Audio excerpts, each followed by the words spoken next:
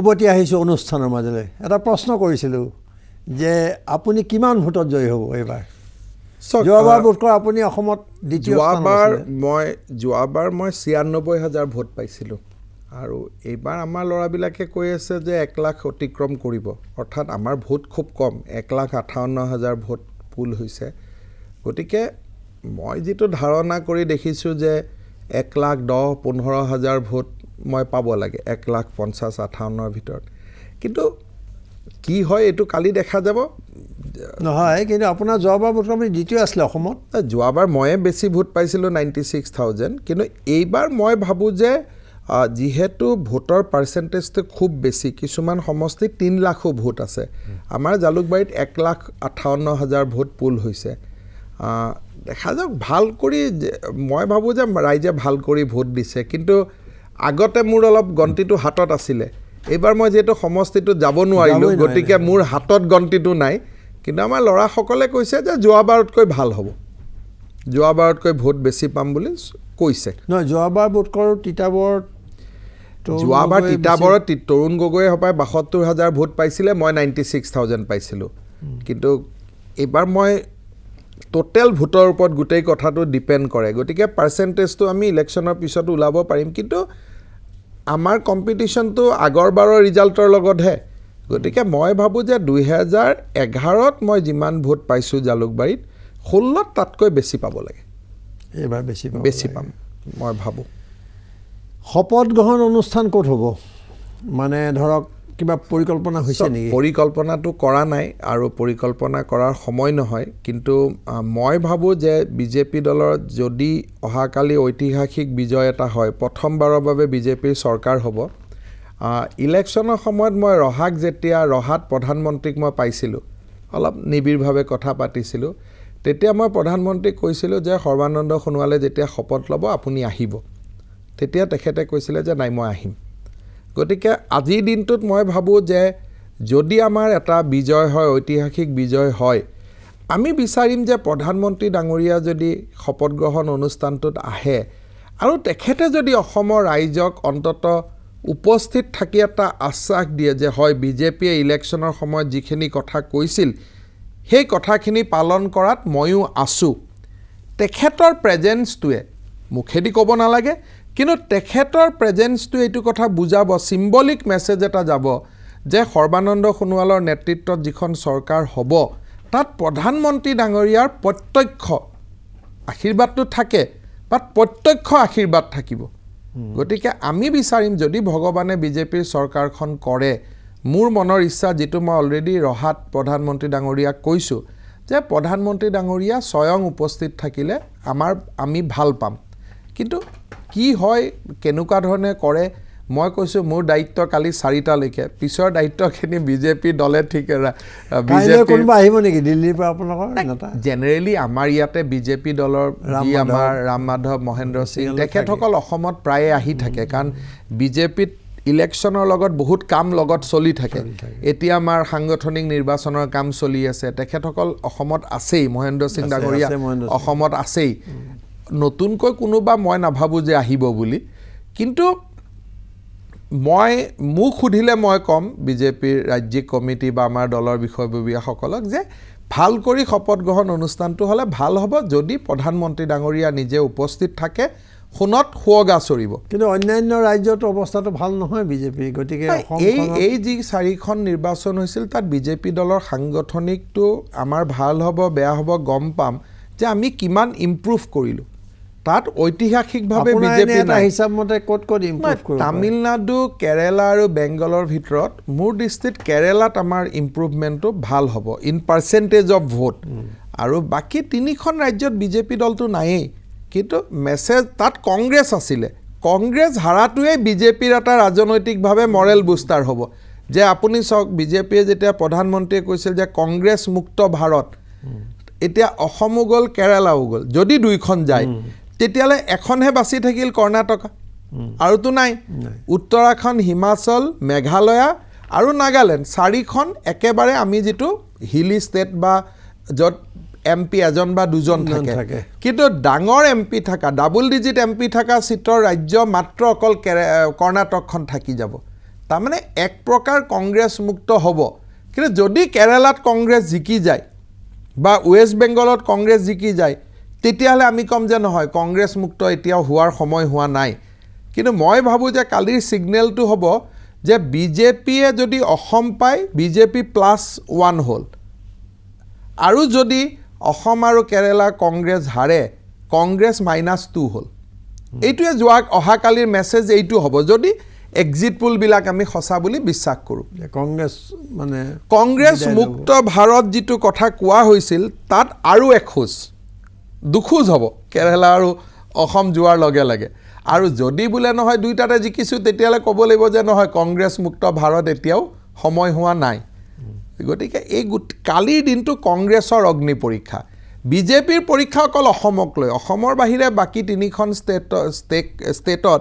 এই ৰাউণ্ডত বিজেপিৰ ষ্টেক নাই এই ৰাউণ্ডটো বিজেপিৰ ইলেকশ্যন নাছিলেই নেক্সট ৰাউণ্ডবিলাকত বিজেপি আহিব গতিকে এইবাৰ বেছিকেলি মিত্ৰ গোষ্ঠী মিত্ৰ দল এই পৰিস্থিতিত অসমত এতিয়া আকৌ সুধিছোঁ এইটো কথা অৱশ্যে ওলাই গৈছে ইতিমধ্যে যে হৰ্চ ট্ৰেডিং বা আজমলৰ লগত মিত্ৰ এইবোৰ কথা অবান্তৰ তাৰমানে দুটা কথা যে আজমলৰ লগত বিজেপিয়ে মিত্ৰতা কৰিলে অসমৰ ৰাইজে বেয়া পাব সেইকাৰণে আজমলৰ লগত মিত্ৰতাৰ কথাটো আমি দূৰ দূৰণিলৈকে ভাবিব নালাগে আৰু ভাবাটো উচিত নহয় দ্বিতীয়তে কথা যিসকল কোনোবা যদি নিৰ্দলীয় প্ৰাৰ্থী জিকে বা আন কোনো ৰাজনৈতিক দল যেনেকৈ মিচিং ঠিক স্বায়ত্তশাসিত পৰিষদৰ অনুজ পেগু ডাঙৰীয়া তেখেতে যদি গণশক্তি এটা বা দুটা জিকে সেইবিলাক দলৰ লগত মিত্ৰতা কৰি আমি ভাল পাম আমাৰ গোটেই থিয়ৰিটো হৈছে যে অসমৰ মূল খুঁটিৰ ৰাজনৈতিক দল আৰু জনজাতীয় মানুহখিনিৰ সম্পৰ্কটো বাঢ়ি বাঢ়ি গৈ থাকিব লাগে গতিকে বিজেপিয়ে যদি 80খনো আসন পায় হাইপথেটিকেল এজিপি বিজেপি বিপিএফ মিলি পায় তথাপিতো আমি ৰণোজ পেগুক অনুৰোধ কৰিম যে আপুনিও আমাৰ এলায়েন্সটোত আহি সোমাব পাৰে নেকি পদবীৰ কথা নহয় যেন তেওঁ এটা মনত ভাৱ হয় যে তেওঁ আমাৰ লগত আছে গতিকে যিখিনি ট্ৰাইবেল পলিটিকেল পাৰ্টিজ সেইখিনিলৈকে বিজেপিৰ দৃষ্টিভংগীটো উদাৰ থাকিব আৰু আমি ইনক্লুচিভ ৰাজনীতি এটা কৰিম কিন্তু আজমলৰ লগত সম্পৰ্কটো মানুহে ভাল নাপায় আৰু গোটেই মেণ্ডেটটো এগেইনষ্ট আজমল মানে এগেইনষ্ট কমিউনেল পলিটিক্স গতিকে মই ভাবোঁ যে UDFৰ লগত কথাটো আমি চিন্তা নকৰা UDF যদি এবাৰ 12 থাকে তেতিয়াহ'লে তেওঁলোকৰ ৰাজনৈতিক ভৱিষ্যত কি হ'ব চাওক UDFৰ মই এটা কথা আপোনাক কওঁ যে আজমল ডাঙৰীয়াই এটা উগ্ৰ সাম্প্ৰদায়িকতাবাদৰ ৰাজনীতি এটাক তেওঁ প্ৰতিনিধিত্ব কৰি আহিছে তেওঁৰ যিবিলাক সেই এৰিয়াবিলাকত গৈ যিবিলাক ভাষণ সেইবিলাক ভাষণ আমি বহুত ক্ষেত্ৰত ইয়াত আমি ৰেকৰ্ডিং নাপাওঁ কাৰণ খুব ইণ্টেৰিয়ৰ জেগাত হয় লাইভ অভিভেন যাব নোৱাৰে তেওঁ ইমানলৈকে কেতিয়াবা কৈ দিয়ে যে আপোনালোকে তিনিটা বিয়া কৰক যাতে UDFৰ ভোট বাঢ়ে কিন্তু বিয়া কৰাৰ পিছত সন্তানখিনিৰ স্বাস্থ্য আৰু শিক্ষাৰ দায়িত্ব কোনে ল'ব সেই কথাটো তেওঁ নকয় গতিকে এই ইলেকশ্যনৰ পিছত তেওঁৰ যদি সাম্প্ৰদায়িক ৰাজনীতিটো শেষ হয় তেতিয়াহ'লে অসমৰ কাৰণে ভাল কিন্তু যদি এইটো আমি ক'ব নোৱাৰোঁ তেওঁ পলিটিক্সত আপুনি কাকো ৰিটেন অফ কৰিব নোৱাৰে 2 বছৰ আগতে আমাৰ অসমৰ এখন বাতৰি কাকতৰ স্বত্বাধিকাৰে যে হিমন্ত শেষ হৈ গ'ল বুলি ফুৰ্তিত তেওঁ বহুত ফূৰ্তি কৰিছিলে কিন্তু আজিতো আপুনি মোক ইণ্টাৰভিউ লৈ আছে গতিকে পলিটিক্সত কাকো শেষ বুলি ক'ব নোৱাৰে গতিকে আজি যদি কিবা কাৰণত কংগ্ৰেছ দল হাৰি যায় মই নকওঁ যে কংগ্ৰেছ দল শেষ হৈ গ'ল আমি সাৱধান হৈ থাকিব লাগিব যাতে আকৌ মূৰ দাঙি উঠিব নোৱাৰে গতিকে it is a vigilance is needed Ajmal ডাঙৰীয়া এইটো ইলেকশ্যনত হাৰিলে মানে তেওঁ শেষ হৈ গ'ল বুলি আমি ক'ব নোৱাৰোঁ অহা ইলেকশ্যনত আৰু বেছি ভাল হ'ব পাৰে বিজেপিওতো 2টাৰ পৰা আজি ইমানখিনি 300 সিটলৈকে আহিলে সেইকাৰণে এই গেমটো চলি থাকিব ডাইনেমিক থাকিব কিন্তু যদি বিজেপিৰ যিখন ভিজন ডকুমেণ্ট এইবাৰ আমি কৰিছিলোঁ সেইখন যদি ভাল কৰি ৰূপায়ণ হয় তেতিয়াহ'লে মই ভাবোঁ অসমত 20 বছৰ বিজেপি থাকিব যদি এখন ভাল কৰি যদি ৰূপায়ণ হয় প্ৰত্যাহ্বান থাকিব বিত্তীয় অৱস্থাটো ৰাজ্যখনৰ ভাল নহয় তৰুণ গগৈ ডাঙৰীয়াই এই প্ৰশ্নটো ইমান যে তেওঁলোকে প্ৰতিশ্ৰুতি দিলে ইমান টকা পইচা যে চাৰিওফালে খেলি মেলি এইবোৰ আপোনালোকৰ ডাঙৰ বুজা নহ'ব বহুত বুজা আছে যেনেকুৱা বিত্তীয় অৱস্থা ভাল নহয় আপোনালোকে ইমান প্ৰতিশ্ৰুতি দিছে বিত্তীয় অৱস্থাটো ৰাজ্যখনত খুবেই বেয়া তেওঁ বিত্তীয় অৱস্থাটো একদম 2001ত যেনেকুৱা আছিল তেনেকুৱা পৰ্যায়লৈকে বিত্তীয় অৱস্থাটো থৈ গৈছে আজি এইবাৰ প্ৰথম হৈছে আনকি প্ৰফুল্ল মহন্ত মুখ্যমন্ত্ৰী থাকোঁতেও হোৱা নাছিল যে মাৰ্চত এইবাৰ কোনো কণ্ট্ৰেক্টৰে এটা টকাৰ বিল নাপালে ৰাস্তা ঘাট সব কাম বন্ধ হৈ গ'ল আজি যদি গোটেই অসমত আপুনি যায় সব ৰোলাৰ ৰখি গ'ল কোনোৱে 1 টকা বিল নাপালে শিক্ষকৰ মানুহে বহুত শিক্ষকে দৰমহা নাপালে প্ৰাদেশিকৰণৰ ফাইলবিলাক বন্ধ হৈ গ'ল আনকি টেটৰ শিক্ষকসকলেও দৰমহা নাপালে আপোনালোকেতো প্ৰথম কেবিনেটত আজি আমি এতিয়া গোটেই পৰিৱেশটো চাই এতিয়াতো আমি ধৰক চৰকাৰৰ বিষয়াসকলৰ লগত কথা পাতিব পৰা নাই মই ভাবোঁ যে সৰ্বানন্দ সোণোৱাল ডাঙৰীয়া দায়িত্ব লোৱাৰ পিছত প্ৰথম তেওঁৰ প্ৰত্যাহ্বান হ'ব বিত্তীয় পুনৰ ৰিফৰ্ম ৰিষ্ট্ৰাকচাৰ বিত্তীয়টো পুৰা ৰিষ্ট্ৰাকচাৰ কৰিব লাগিব কেন্দ্ৰীয় চৰকাৰৰ আমাক সহায় লাগিব কাৰণ ৰাজ্যখনৰ পৰিৱেশটো গগৈ ডাঙৰীয়াই ভাল কৰি থৈ যোৱা নাই একেবাৰে তেওঁ এটা সময়ত কৈছিল যে মই ভঙা ঘৰ এটা পাইছিলোঁ উত্তৰাধিকাৰী স্বত্তে আৰু তেওঁ আজি এটা ভঙা ঘৰ দিয়ে থৈ যাব তেওঁ আৰু বিল্ডিং আমাক দি থৈ যাব পৰা নাই গতিকে প্ৰত্যাহ্বান হ'ব কিন্তু যিহেতু কেন্দ্ৰত এখন আমাৰ চৰকাৰ আছে আৰু মোদী ডাঙৰীয়া আৰু অমিত শ্বাহ ডাঙৰীয়া নিজে অসমৰ এই নিৰ্বাচনৰ লগত তেখেতসকল খুব ইনভলভ হৈ থাকিলে অসমৰ মানুহৰ আবেগ অনুভূতি তেওঁলোকে বুজিলে ইলেকশ্যনৰ পিছতো মই অমিত শ্বাহ ডাঙৰীয়াক যেতিয়া লগ পাইছিলোঁ মোক অমিত শ্বাহ ডাঙৰীয়াই 2-3 বাৰ কৈছে যে আমি যিখিনি প্ৰতিশ্ৰুতি দিছিলোঁ সেইখিনি আমি কৰিব লাগিব গতিকে বিজেপি খুব সিনচিয়াৰ হৈ আছে পজিটিভ হৈ আছে আৰু মই ভাবোঁ যে বিজেপিয়ে বিত্তীয় অৱস্থাটো শক্তিশালী কৰাৰ লগে লগে আমি কোৱা কথাখিনি বাস্তৱত কৰিব পাৰিব আৰু সেইটো যদি হয় অসমত 20 বছৰ বিজেপি থাকিব আপোনাৰ এইটো মোৰ ধাৰণা যদি আমি মানুহক বিশ্বাসঘাতকতা কৰোঁ তেতিয়া মানুহে আমাক কিয় ভোট দিব কিন্তু টিমটো ভাল যিটো টিম টিকট পাইছে যিখিনি MLA মন্ত্ৰী হৈ আহিব টিমটো ভাল আৰু এইটো টিমক লৈ যদি পজিটিভ কাম কৰিব খোজে হ'ব টিমৰ কথা যেতিয়া ওলালেই যে আপোনাৰ সম্ভৱ অনুগত বুলিয়েই ক'ব লাগিব জয়ন্ত মল্ল বৰুৱা বোধকৰ বৰঠাকুৰ ৰাজেন বৰঠাকুৰ আবু তাহেৰ বেপাৰী এওঁলোক টিকেটৰ পৰা বঞ্চিত হ'ল আপোনাৰ একান্ত অনুগত তেওঁলোক অৱশ্যে তেওঁলোক আনলৈ নগ'ল থাকি গ'ল বিজেপিতে আমাৰ কাৰণে এইটো গৌৰৱৰ কথা তেওঁলোকক কি ধৰণে মৰ্যাদা দিয়া হ'ব সেইটো আৰু বিজেপি দলে ঠিক কৰিব কিন্তু বিজেপিয়ে ঠিক কৰিব মই তাত একো কমেণ্ট দিব নোখোজো কিন্তু এটা কথা আমি গৌৰৱ অনুভৱ কৰোঁ যে অলপ আগতে আপুনি কৈছিল যে এওঁলোক ক্ষমতালোভী বা ওলাই থাকে যে উচ্চাকাংক্ষা কিন্তু আপুনি চাওক যে কংগ্ৰেছৰ পৰা আহি বিজেপি দলত যোগদান কৰিলে চিটিং MLA আছিলে ৰাজেন বৰঠাকুৰ জয়ন্ত মল্ল বৰুৱা আবু তাহেৰ বেপাৰী টিকট নাপালে এটা শব্দও কিন্তু নকলে সি কি মেছেজ দিছে যে আচলতে এই ল'ৰাবোৰ ক্ষমতালোভী নাছিল ক্ষমতালোভী থাকিলেতো কংগ্ৰেছত ঘূৰি যাব পাৰিলেহেঁতেন একো নহ'লেওতো এটা ষ্টেটমেণ্ট দিব পাৰিলেহেঁতেন কিন্তু টিকেট নোপোৱা দিনাখনো গধূলি যিমান টিভি ৰিপৰ্টাৰে প্ৰভোগ কৰিলে তিনিজনে কিন্তু এটাই শব্দ ক'লে যে আমি দলৰ লগত আছোঁ আৰু বিজেপিত আমি ক্ষমতাৰ কাৰণে অহা নাই গতিকে এইটোৱে কি মেছেজ দিলে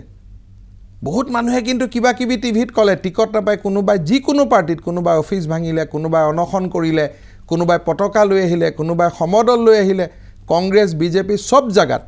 কিন্তু আমাৰ এই তিনিজন যি মোৰ লগত একেলগে আহিছিলে এটা উচ্চ বাক্য নকৰিলে তাৰ পৰা কি বুজালে যে আচলতে মানুহে কোৱাৰ দৰে আমাৰ মানুহখিনি ক্ষমতালোভী নাছিলে কাম কৰিব খুজিছিলে গগৈ ডাঙৰীয়াই কাম কৰিব নিদিলে আৰু তাৰ কাৰণেহে তেওঁলোকে কংগ্ৰেছ এৰি আহিলে আৰু তাত কোনো নিজৰ ব্যক্তিগত ক্ষমতাৰ কথা নাছিল এতিয়া তেওঁলোকক কেনেকৈ বিজেপিয়ে দায়িত্ব দিয়ে কেনেকৈ আগুৱাই লৈ যায় সেইটো বিজেপিয়ে আপোনাৰ ফালৰ পৰা এটা চেষ্টা মোৰ কাৰণে সকলো বিজেপি সমান আমি যিহেতু নদীৰ পৰা আহি সাগৰত মিলি গ'লোঁ এতিয়া আৰু কোন নদীৰ পানী আছিল বিচাৰি থাকিলে এইটো ভাল নহয় এটা অৱশ্যে কাৰণ বিজেপিৰ বেলেগ এজন টিকেট নোপোৱা সদস্য মোৰ কাৰণে যিমান আপোন সিমানে আপোন জয়ন্ত মল্ল বৰুৱা স্পেচিয়েল বুলি কৈ লাভ নাই কাৰণ এতিয়া আমি সকলো আহি সমুদ্ৰত সোমালোঁ সমুদ্ৰত সোমোৱাৰ পিছত ব্ৰহ্মপুত্ৰৰ পানী আছিল নে গংগাৰ পানী নে যমুনাৰ পানী সেইটো বিচাৰি থকাটো ভাল নহয়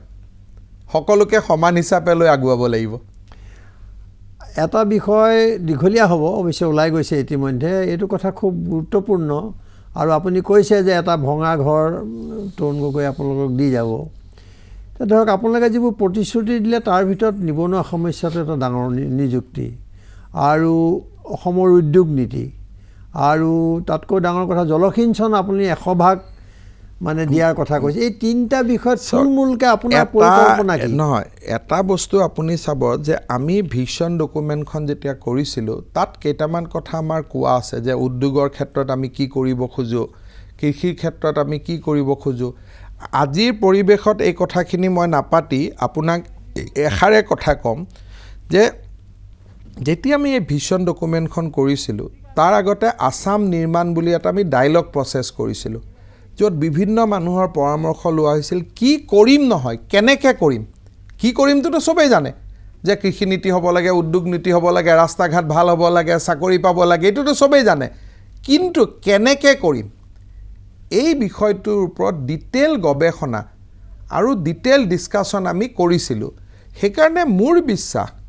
যে আমি গুণগত পৰিৱৰ্তন এটা দেখুৱাব পাৰিম।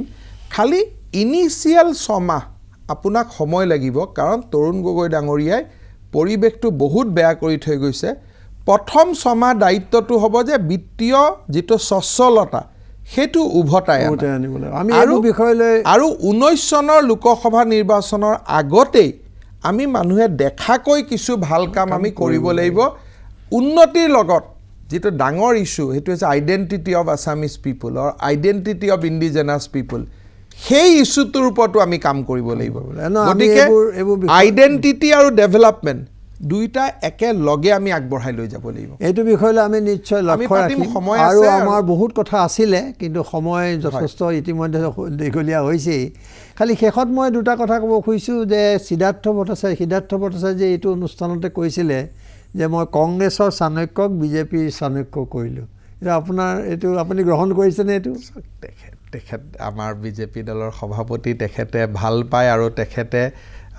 সিদ্ধাৰ্থ ভট্টাচাৰ্য ডাঙৰীয়া যেতিয়া মই যোগদান কৰিছিলোঁ তেখেতৰ এটা ডাঙৰ অৰিহণা আছিলে। গতিকে তেখেতৰ প্ৰতি মই সদায় কৃতজ্ঞ। সেইটো মই সকলো সভা সমিতিয়ে কওঁ, কাৰণ মোৰ জীৱনত ডাঙৰ কথা যে মই কৃতজ্ঞতাটো লগত লৈ থাকোঁ। আৰু সিদ্ধাৰ্থ ভট্টাচাৰ্যৰ মই যোগদানৰ সময়ত এটা পৰিৱেশ এটা আছিলে, যিটো সময়ত তেখেতে মোক নিজে কেইবাবাৰো লগ কৰি আৰু মোৰ যোগদানৰ প্ৰক্ৰিয়াটো ত্বৰান্বিত কৰা তেখেতে বহুত সহায় কৰিছিলে। এই উপাধিৰ আপোনাৰ কোনো আপত্তি নাই? মই তেনেকুৱা ধৰণৰ মই সেইবিলাকৰ লগত আপুনি আৰু দেখা গৈছে চন্দ্ৰগুপ্তৰ লগত আপুনি নিজক তুলনা কৰিব যোৱাটো বাতুলতা হয়, সেইবিলাক মই নকওঁ। কিন্তু তেখেতৰ প্ৰতি মোৰ কৃতজ্ঞতাটো সদায় থাকিব। ব্যক্তিগত বিশ্বাস এইটো অৱশ্যে প্ৰশ্ন সুধিব নালাগে। তথাপিও ৰাজনীতিবিদ আপোনালোকে সকলোৱে দেখিছে যে আপুনি আৰু কেইবাগৰাকী নেতাই, কংগ্ৰেছৰ দুগৰাকী মানে আপোনাৰ চুলি,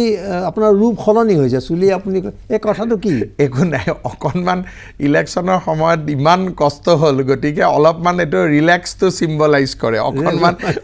কোনো মন্দিৰ বা ধৰ্মৰ লগত নাই, এইটো অলপ ৰিলেক্সেশ্যন আৰু চবখিনি ডাঙৰ হৈ যাব। আপোনাক অজিত দা মই আপোনাক কৈছিলোঁ এনভেলপটোৰ কথাটো, এটা কৈছিলে যে এটা এনভেলপত মই লিখি দিম আৰু চাব, হয়তো আমি কাইলৈ কৰিম। আৰু আপুনি কিন্তু ইতিমধ্যে প্ৰকাশ কৰাটোৱে অলপ বেলেগ হ'ব। আপোনাক মই ইয়াত দিলোঁ, লগত স্পেচিফিক চিট কেইটামানৰ কথাও দিলোঁ। গতিকে এনেইতো মোক আপোনাক অনুষ্ঠানত মই কৈয়ে দিলোঁ বিজেপি কংগ্ৰেছে কিমান চিট পাব, কিন্তু তাৰ লগত মই স্পেচিফিক চিট কেইটামান, যিটো অসমৰ মানে উৎকণ্ঠাৰে বাট চাইছে যে অমুকত কি হ'ব তমুকত কি হ'ব, তেনেকুৱা কথা কেইটামানো মই ইয়াত থৈ গ'লোঁ। কালি আপুনি পিছবেলা 3টা বজাৰ পিছত আপুনি চাব, এইখন আপুনি লওক। এইখন মই লৈছোঁ আৰু এইখন আমি কাইলৈ খুলিম 3টা বজাৰ পিছত। 3টা বজাৰ পিছত, কাৰণ আপুনি আগৰবাৰ কৈছিলে যে মই লিখি দিম, আপুনি মিলাই চাব। মানে ৰিজাল্টখিনিতো মই ৰাজহুৱাভাৱে কৈ দিলোঁ, গতিকে তাত মিলাবলগীয়া বহুত নাথাকিলে, কিন্তু স্পেচিফিক চিট কেইটামানৰ প্ৰেডিকশ্যন মই আপোনাক কৰি থৈ গৈছোঁ। তথাপিও আপুনি ইয়াত হেৰিটো আছে মানে জেনেৰেল পোৱাটো আৰু জেনেৰেল পোৱাটো লগত স্পেচিফিক চিট কেইটামান, যে আপুনি মোক তিতাবৰৰ বিষয়ে সুধিছে, আপুনি মোক গহপুৰৰ বিষয়ে নুসুধা চিট কেইটাও যিখিনি আপুনি ক'ব পৰা নাই, ধৰক গৌতম ৰয় চিটটো কি হ'ব সেইটো মই কৈ ইয়াত থৈছোঁ। বা কিছুমান ধৰক আমাৰ বিজেপিত কাৰ কেনেকুৱা মাৰ্জিন হ'ব ধৰক আপোনাৰ ডাঙৰ ডাঙৰ যিসকল নাম থকা যিসকল নেতা আছে আমাৰ মানুহৰ যিকেইটা চিটৰ ওপৰত আগ্ৰহ আছে সেইকেইটা তেনেকুৱা কেইটামান এইটো মই থৈ আমি গৈছোঁ দৰ্শকক আমি কাইলৈ আপুনি 3টা বজাৰ পিছত 3টা বজাৰ পিছত দেখুৱাম সমাধানে আপুনি ইমান ব্যস্ততাৰ মাজত আপুনি বোধ কৰে আজিও বাহিৰে বাহিৰে দিল্লীৰ পৰা এই একমাহ মই একেবাৰে বাহিৰতে থাকিলোঁ গতিকে আপুনি অহাৰ কাৰণে ধন্যবাদ জনাইছোঁ কাইলৈ এটা খুব ক্ৰুচিয়েল ডে গতিকে আপোনাৰ শুভেচ্ছা থাকিলে আমাৰ পৰা মই এই যিহেতু আপোনাৰ লগত অনুষ্ঠানটোত বহাৰ সুযোগ পাইছোঁ আৰু ৰাইজে চাইছে গতিকে অসমৰ ৰাইজৰ আশীৰ্বাদ বিচাৰিছোঁ নেদেখাজনৰ আশীৰ্বাদ বিচাৰিছোঁ কাৰণ নেদেখাজনৰ আশীৰ্বাদ আৰু ৰাইজৰ আশীৰ্বাদতে কালি আমি এটা ঐতিহাসিক দিনৰ কাৰণে বাট চাইছোঁ মই আজিৰ দিনটোতো ৰাইজৰ আশীৰ্বাদ বিচাৰিছোঁ আপোনাৰ পৰা আশীৰ্বাদ বিচাৰিছোঁ আৰু মই ভাবোঁ যে কালি অসমৰ কাৰণে কালিৰ দিনটো যি দলেই নিজিকক কালিৰ দিনটো অসমৰ কাৰণে ভাল দিন হওক আৰু অসমৰ কাৰণে এটা ইতিবাচক পৰিৱৰ্তনৰ বাৰ্তা কালিৰ দিনটোৱে কঢ়িয়াই আনক আমি বিজেপি জিকো কংগ্ৰেছ জিকো পিছৰ কথা অসমৰ ৰাইজ জিকক অসমৰ ৰাইজৰ ভাল হওক সেইটো কামনা কৰিছোঁ এই আশা আমি কৰিছোঁ আৰু আপোনাক ধন্যবাদ জনাইছোঁ প্ৰিয় দৰ্শক এয়া আছিল ডক্টৰ হিমন্ত বিশ্ব শৰ্মা নিৰ্বাচনী ফলাফলৰ প্ৰাকক্ষণত আমি তেওঁক ইয়ালৈ নিমন্ত্ৰণ জনাই আনিছিলোঁ আৰু আমাৰ নিমন্ত্ৰণ ৰক্ষা কৰি তেওঁ 1.5 ঘণ্টা সময় আমাৰ বিভিন্ন প্ৰশ্নৰ উত্তৰ দিলে বাকী কথা আপোনালোকৰ ওপৰত কাইলৈ আকৌ আপোনালোকক লগ পাম আলোচনা কৰিম আৰু হিমন্ত বিশ্ব শৰ্মাই যিটো এনভেলপত যিখিনি কথা লিখি থৈ গ'ল সেইখিনি আপোনালোকক 3 বজাত আমি দেখুৱাম এই অনুষ্ঠানৰ পৰা মই বিদায় লৈছোঁ ধন্যবাদ শুভৰাত্ৰি